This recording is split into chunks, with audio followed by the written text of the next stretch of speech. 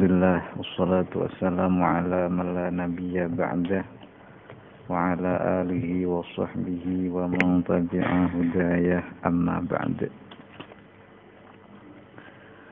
Qala al-musannif rahimahullahu ta'ala wa nafa'ana bihi wa bi'ulumihi fid dharaini amin.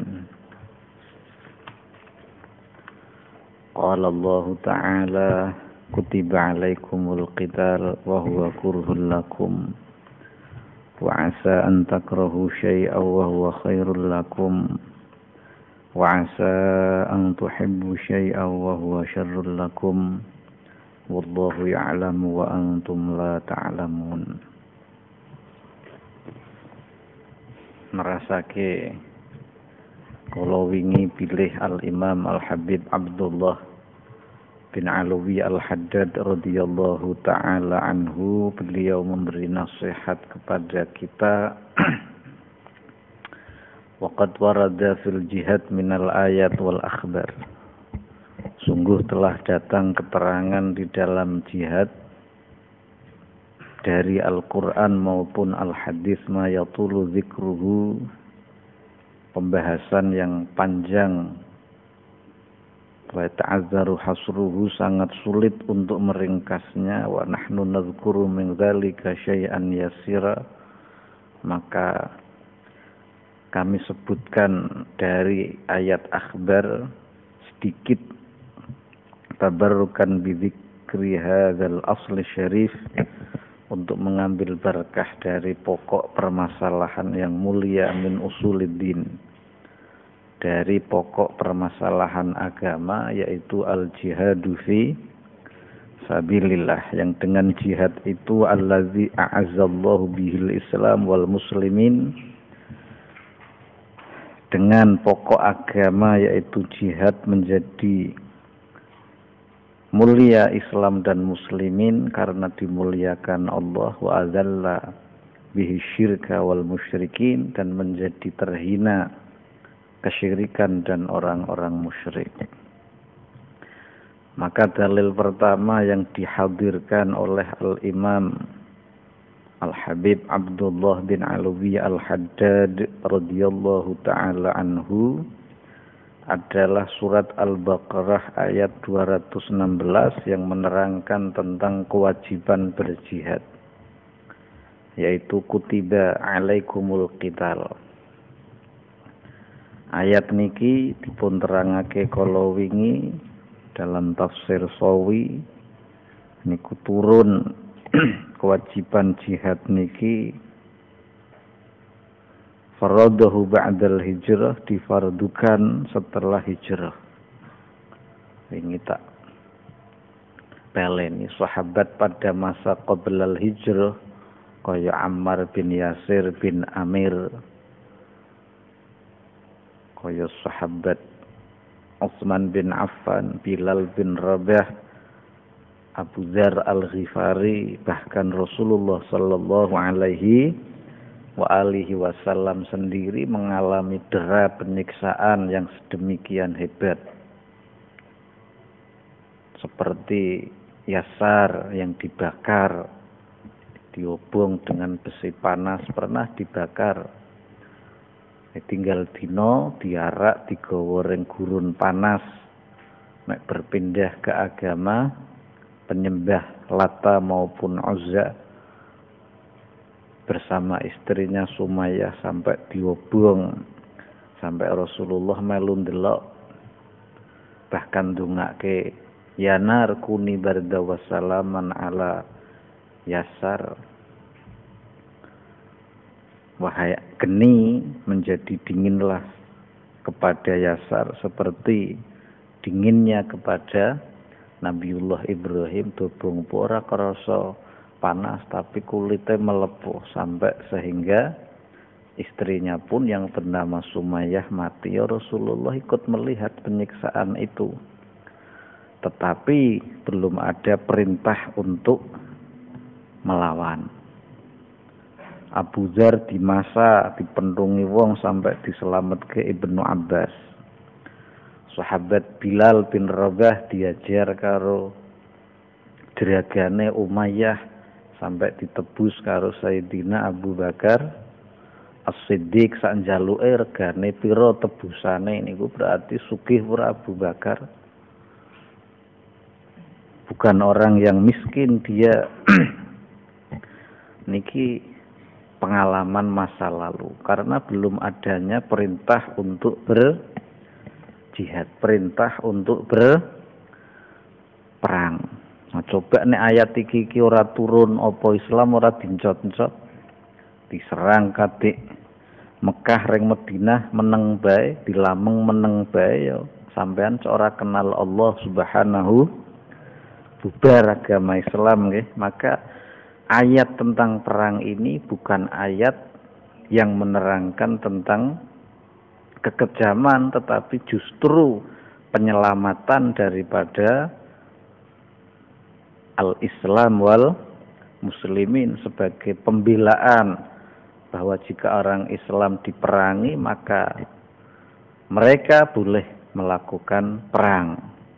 Hukumnya fardu ain perang niki kaya zaman biyen sing terjadi zamane Mbah Kiai Hasyim Asy'ari, Mbah Kiai Wahab Hasbullah, Mbah Kiai Abdullah bin Nuh niku sebelum tentara Inggris dan sekutu datang melalui pelabuhan Surabaya, ulama-ulama telah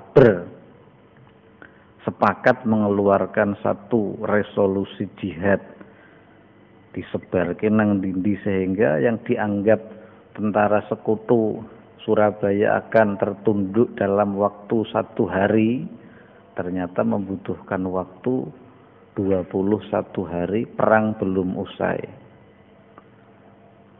Karena semangat jihad inilah a'azzallahu bihil Islam wal muslimin, sehingga mulia orang-orang Islam dan mulia agama Islam di Indonesia ini.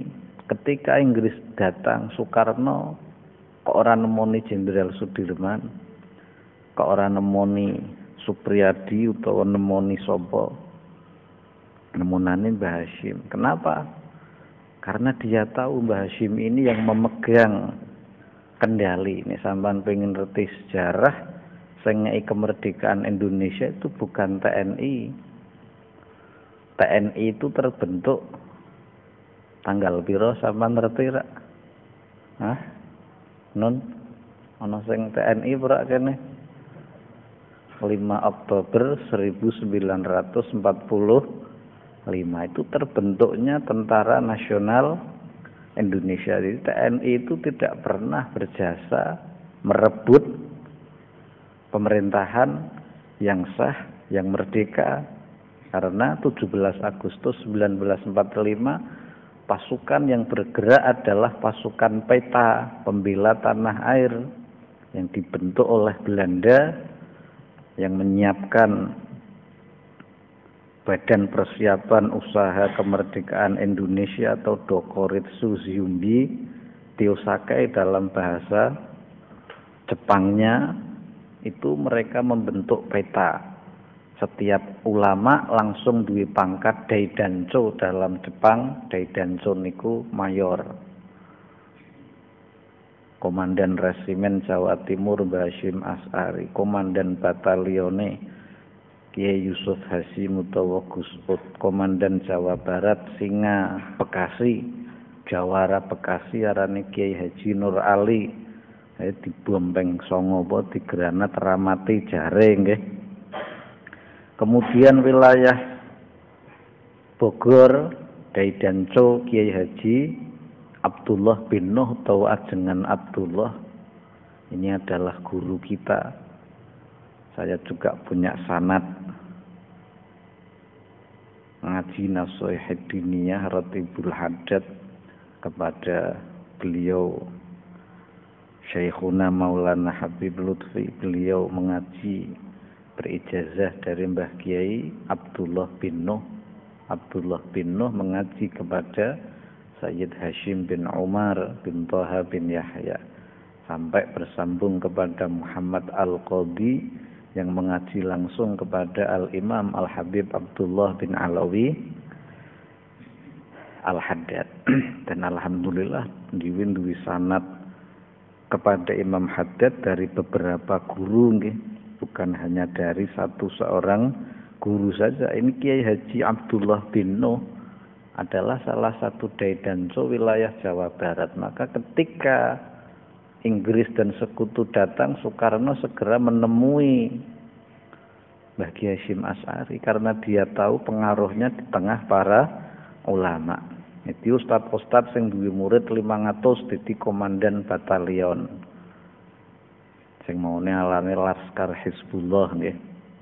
Baru dari peta inilah mukane Mbah Ki Abdul Khalik Hasyim nek mboten lepat ketika beliau sedo mundur di tentara niku terakhir pangkate letnan kolonel napa-napa.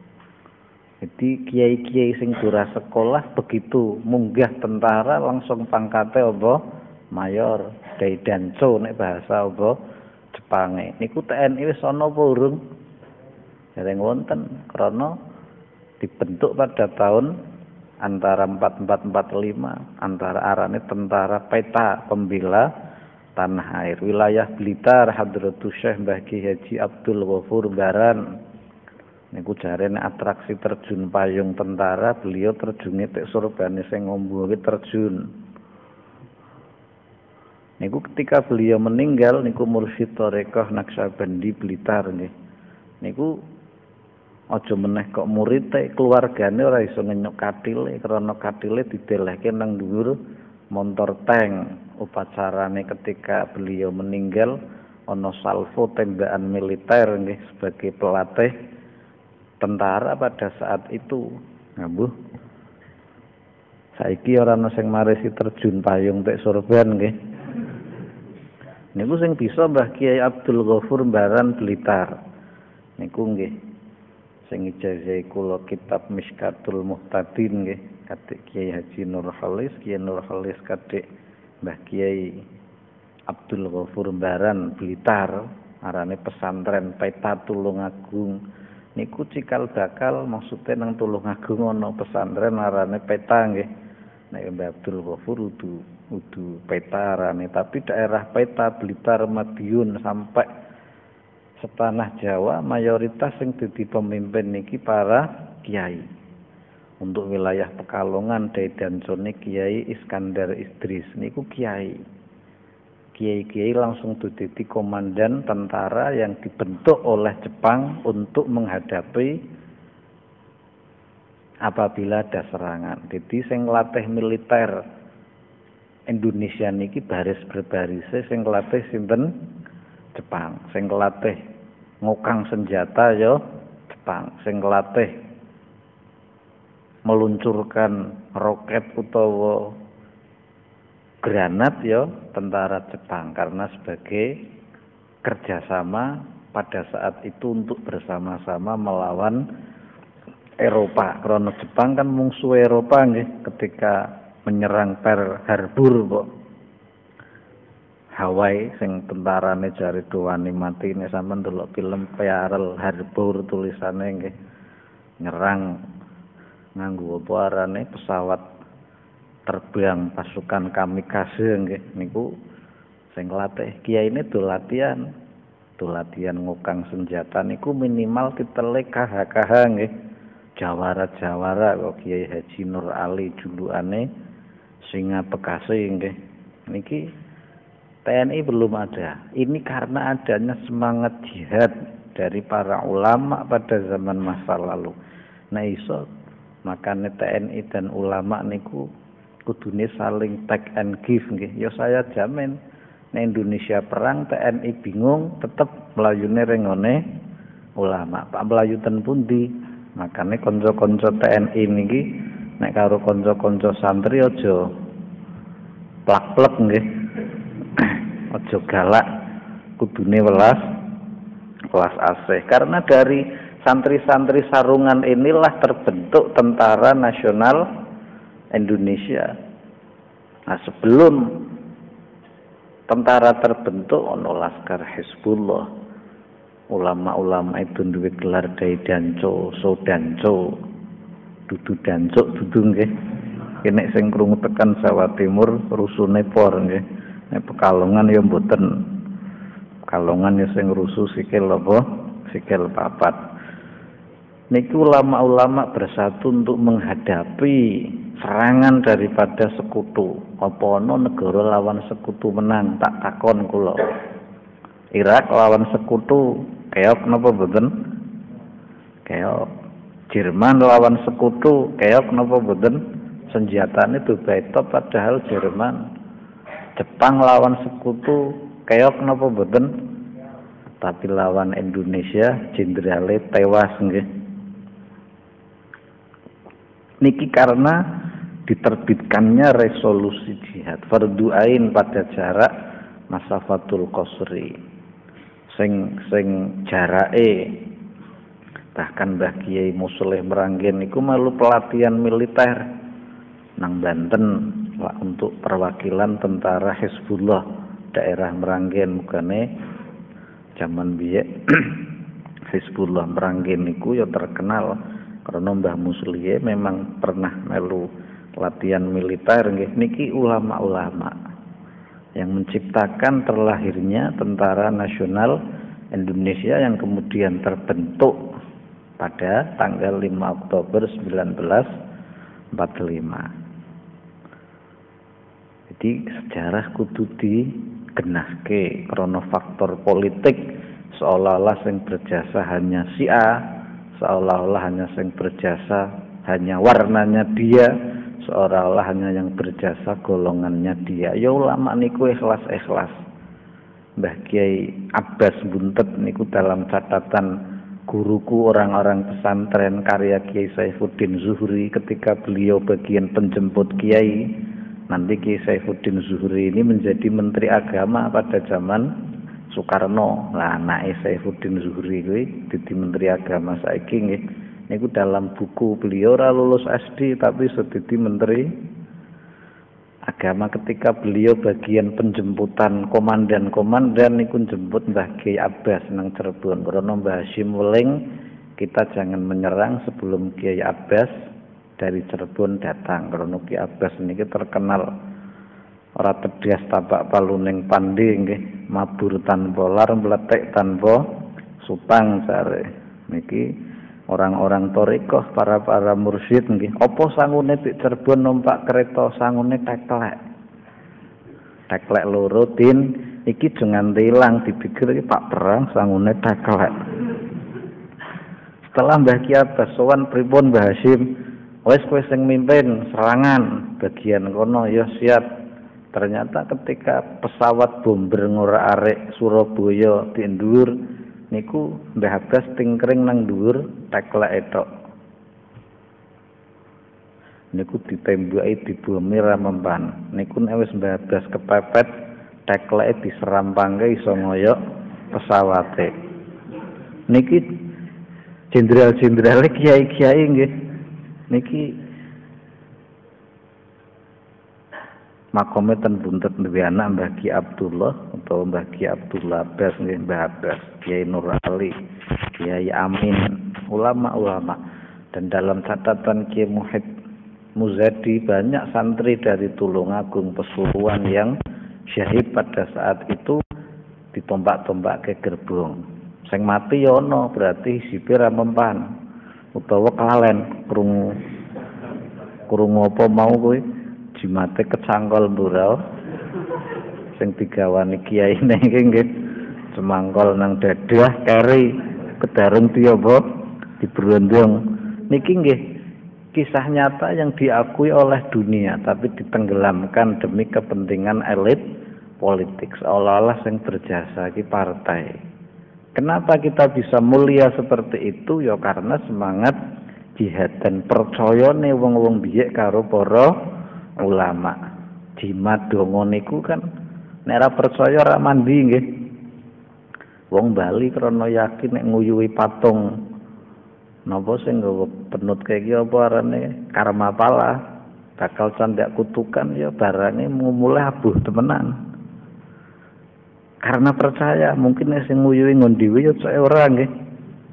Mugane wa kullu man lam ya'taqid lam yang tafik jare kitab Amriti niku ora mantep niku ya ora ana faate wong biye do mantep karo para ulama senajan sangune celurit aret tombak nggih kemudian sekedar diwedonga kon ngesak misale yang dipikir tentara sekutu dalam 24 jam mesti dikuasai pelabuhan Surabaya untuk masuk tentara-tentara sekutu baik dari Singapura maupun dari wilayah yang lain. Pintu masuknya dari pelabuhan Surabaya, ternyata mereka salah di dalam perkiraan. Padahal pasukan Inggris sekutu ini wis pengalaman dalam perang dunia II niku wis apa? Wis pengalaman. Hanya krono semangat jihad.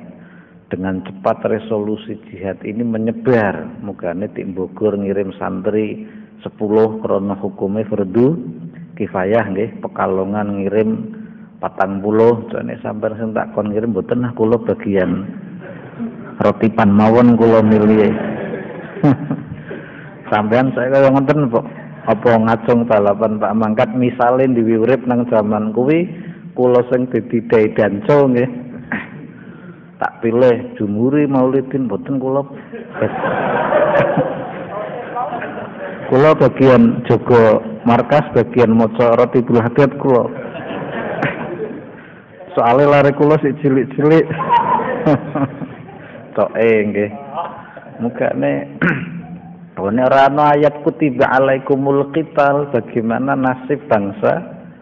Tapi ono wong sing nggunakake ayat iki nggo mencaci maki agama Islam, bahwa Islam ini agama yang mengobarkan perang. Oh, latar belakangnya udah kuwi, latar belakangnya delok sing nang Mekah Rasulullah di serampangi kotoran, sahabat disiksa ana sing sampai mati. Apa nglawan? Mboten, krana urung ana perintah. Dan ayat ini pun bukan untuk li'umumil kufar, bukan untuk umumnya orang kafir nggih, tetapi khusus untuk kafir harbi, kafir yang menyerang. Nek mereka menyerang dengan opini, ya kita lawan dengan opini. Kudune asline nggih, mereka melawan dengan bangunan yang megah. Majelis Taklim kono Katedral Jakarta nek weruh mewahe por nggih. Jarene pemimpin katedral aku nek njaluk infak apa niku arane nang kono arane nek kene klendhong mubeng nggih niku nek nang katedral niku paling sithik 50.000 tapi donge jalan-jalan delok masjid paling akeh 50.000 nggih kuwi waliane ngon dhewe. Jadi jika mereka bikin rumah ibadah yang mewah ya kita pun bikin yang mewah. Kalau mereka menawarkan pendidikan yang bermutu, ya kita pun harus punya pendidikan yang bermutu. Nek mereka perangi dengan pendidikan akeh sing dadi dokter, sampean kuliah mek dadi dokter niate ilmune mek aja kalah karo kaum kufar, ya kuliah sampean iki jihad nggih dudungang. Dengan ayat ini kemudian dhewe ngura arek wong kafir sakmoe dhewe perange nganggo apa sik? Ketika mereka dengan senjata ya berdoain diri mengangkat senjata. Tetapi untuk kafir zimmi fayahrumu haram, diharamke kita lahu merangi maring wong-wong kafir zimmi. Kafir sing gelem bersahabat, berinteraksi, muamalah dengan kita tidak boleh kita perangi, bahkan harus kita lindungi dari orang-orang yang hendak memusuhi mereka. Walaupun secara terjemah kutiba alaikumul qital, diwajibkan kepadamu berperang, tapi perang karo sinten? Ayat niki kangge sinten? Kangge wong kafir harbi. Dudu kok ayat nggo dalil mongso damai kowe iki perang ki wajib lho fardhu ain. Lah kira perang berarti kudu gawe perang ngon dhewe iki. Wong tulisane bi kutiba ora iso dinyang. Salat 5 waktu nama lainnya maktubat.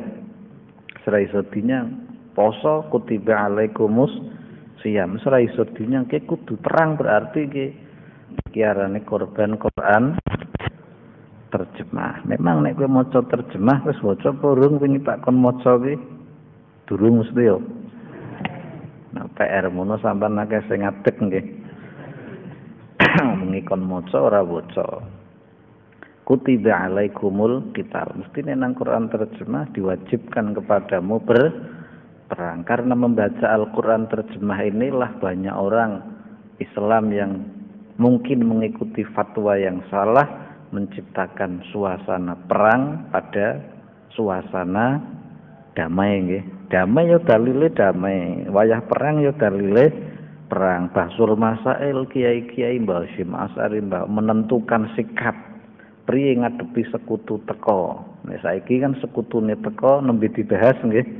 Niku waskitane ulama-ulama biyen tanggal 22 Oktober 1945 terbitlah resolusi jihad. Saiki dadi hari santri kok 22 Oktober niku nggih. Niku latar belakange kaya ngoten. Dadi sing ngrayah iki wong-wong kaya sampean kaum apa? Kaum sarungan, kaum utawi iki iku nggih. Ngono perang geger wis sampean ujug-ujug dadi mayor. Mayor Jumhuri diwe gelar karo Panglima Gatot Nurmantia apa. Aku ora mayor apa wis ah. Wis ngerti sih engko nek mayor kon ngadai peluru ngarep dhewe nggih. Kula bagian rotip mawon saiki kuwi nggih. Niki ya memang nang dunia tentara memang ana pangkat-pangkat kok kuwi mayor jenderal tituler, kiai diwe titel mayor jenderal tituler. Jadi tanpa melalui karir militer dalam keadaan genting bisa TNI ngangkat si A jadi mayor jenderal, tapi arane mayor jenderal tituler nggih kaya Mbah Kiai Abdul Ghafur Baran. Banyak ulama-ulama yang menjadi daidanco dari pasukan peta pembela tanah air. Niki ulama. Makane ulama-ulama biyen niku nek karo gendera merah putih nek sampean kan weruh gendera merah putih ra bejo nggo serbet tok nggih. Ya nek kaine murah paling 2.500 apa 20.000 nggih. Tapi untuk mengibarkan bendera itu betapa banyak nyawa, darah, air mata, linangan doa, ojo sampai iki mudhun maneh. Naudzubillah min dzalik nggih. Kowe mesti nek menghayati berkibarnya merah putih mesti nangis sampean coke nek bayangke nggih. Nek berkibar di angkasa iki pengorbanane nggih. Ulama-ulama terutama para santri para santriwan santriwati yang rela banggaan wong biye kan dikongkon kiai ini mangkat saiki dikongkon kiai ini ya lah sangune pundi yai nek biye ya apa mangkat nggih kaya Mbah Kiai As'ad diomongi Mbah Hasyim Pondok Tebureng iki kok wis do bocor kok iki prijaremu mek dandani iki kok iso luru dana ora nggih saged ring pasar tenene buka pengobatan gratis dolobat bisa mengobati segala penyakit apa akhirnya ketemu Cina lumpuh awet cilik dinazari pokok nek sampean mari nazar ngedit 20 juta cara saiki misale nggih aja meneh 20 juta tak imbuhi 10 nek kowe iso ngobati diobati karo pasar dilalah biiznillah mari dong entuk duit 30 juta kondo karo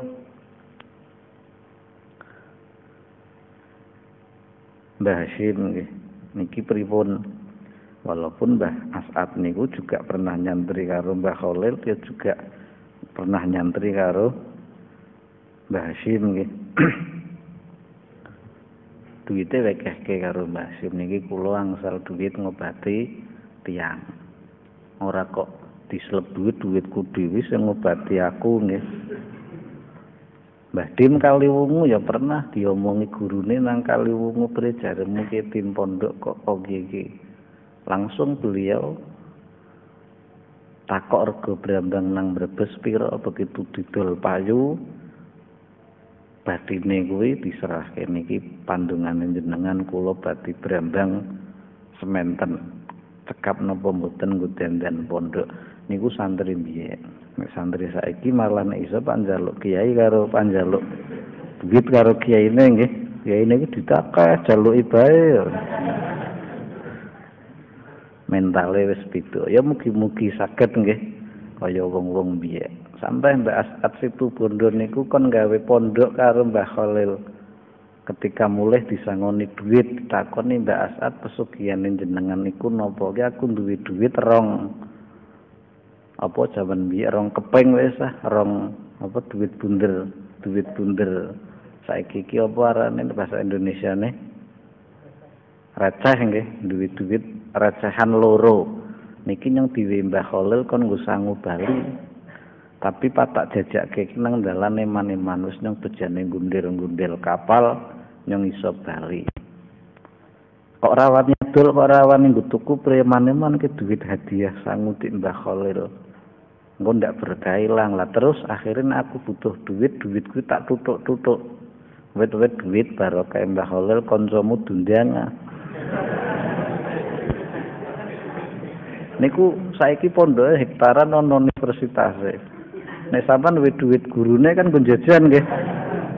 Ora ke anugerah titik guruku nggih, tapi nek sampean ngetak duitnya aja dikokui lho. Wong kula sanes wali nggih, nek kan sing ngeki sapa? Mbah Khalil begitu duit dituk-tuk kowe duit kancamu dundangi ya.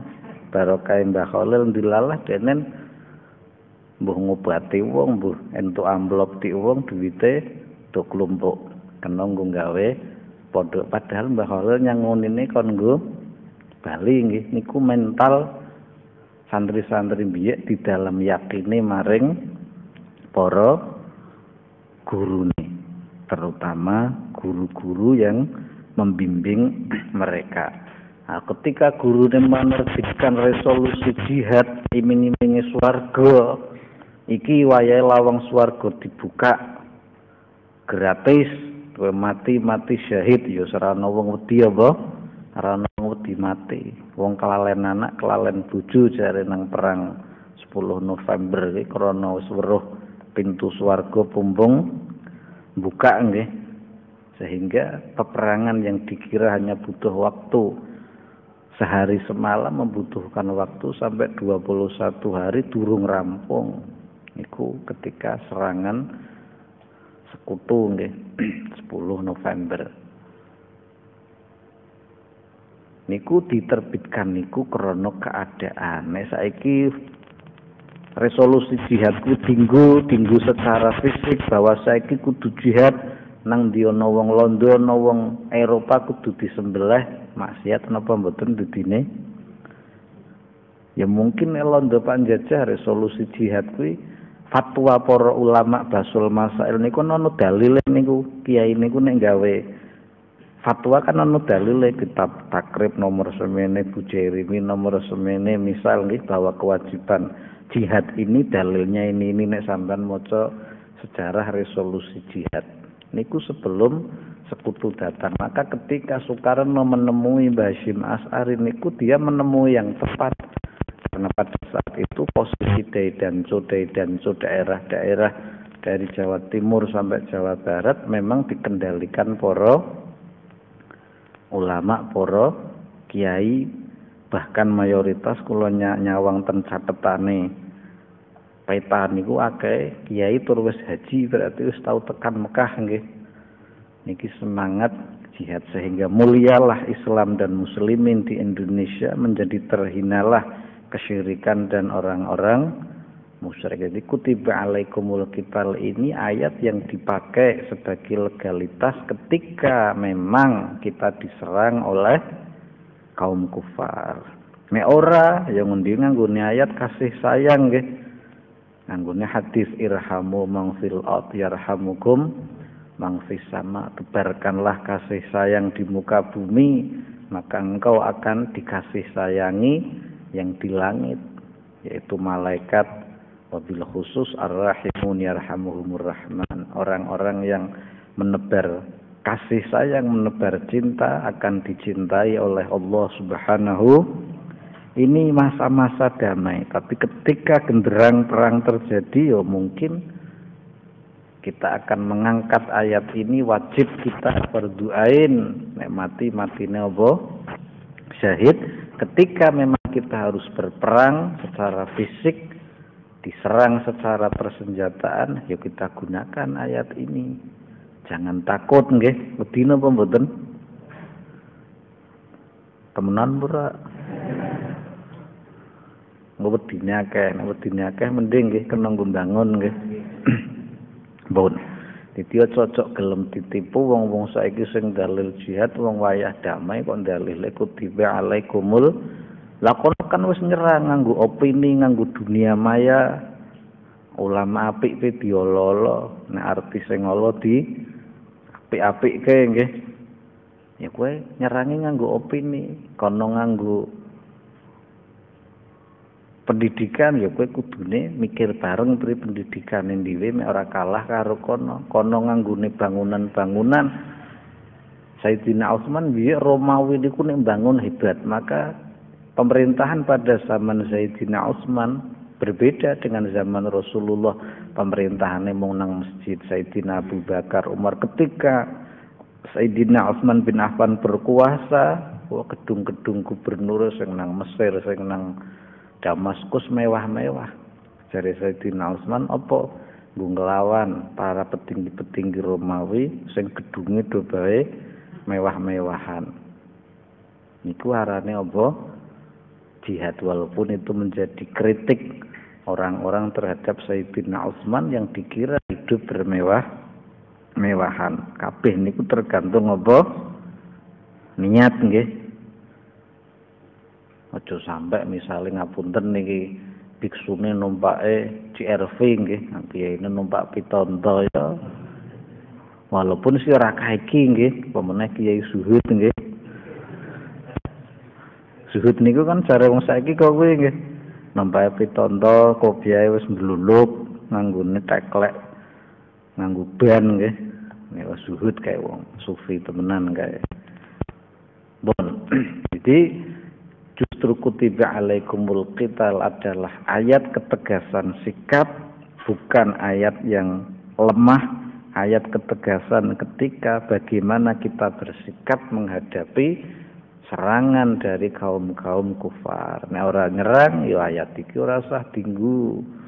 Resolusi jihad ya mene ra kanggo, tapi nek Indonesia engko diserang sekutu meneh, naudzubillah min dzalik, Pak, dikuasai negarane untuk menurunkan merah dan putih, ya mungkin bisa perlu basul masail meneh. Cukup melihat kitab utawa melihat lembaran-lembaran hasil basul masail ulama tempo dulu yang tertulis di dalam lembaran-lembaran resolusi jihad nggih. Ngerangi ngendi Pekalongan, Pekalongan fardu ain wis ra iso alasan karotipan wis lewate pelabuhan apa Pekalongan ya wis mangle fardu apa fardu ain. Sejarah masafatul qasri yang di luar masafatul qasri 90 sampai 94 km cukup mengirim sebagian jawara-jawara mawon nggih. Niki karena semangat jihad telah inilah kita bisa menikmati kemerdekaan yang murni, sempurna, tidak dijajah. Walaupun mungkin isi ono penjajahan terselubung, tapi bendera merah putih bisa berkibar dengan leluasa di bumi Nusantara. Niku ora gratis. Mukane aja nyawang merah putih tok. Kaya kowe tuku Al-Qur'an murah napa mboten Al-Qur'an niku? Pira saiki regane? Kula mboten nate tumbas gratis niku sumbangan.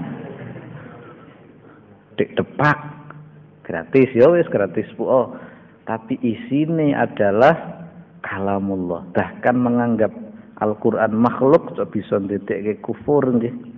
Padahal tulisannya kertasnya makhluk, tapi dhewe tidak boleh menganggap Al-Qur'an makhluk. Walaupun kertas tulisannya makhluk, kita menghormati esensi isinya yaitu kalamullah.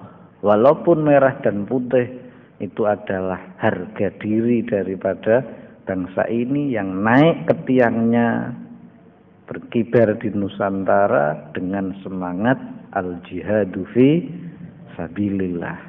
Wong sapa sing duwe semangat jihad nek ora para ulama. Fatahillah